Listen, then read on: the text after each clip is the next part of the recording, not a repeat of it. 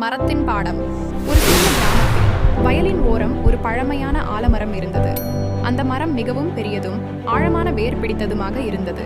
தினமும் பசுமையான காற்றையும் நிழலையும் பறவைகளுக்கு குடியிருப்பையும் தந்தது. ஒரு நாள் அந்த மரத்தின் அருகில் ஒரு சிறிய புல்லாங்குழல் முளைத்தது.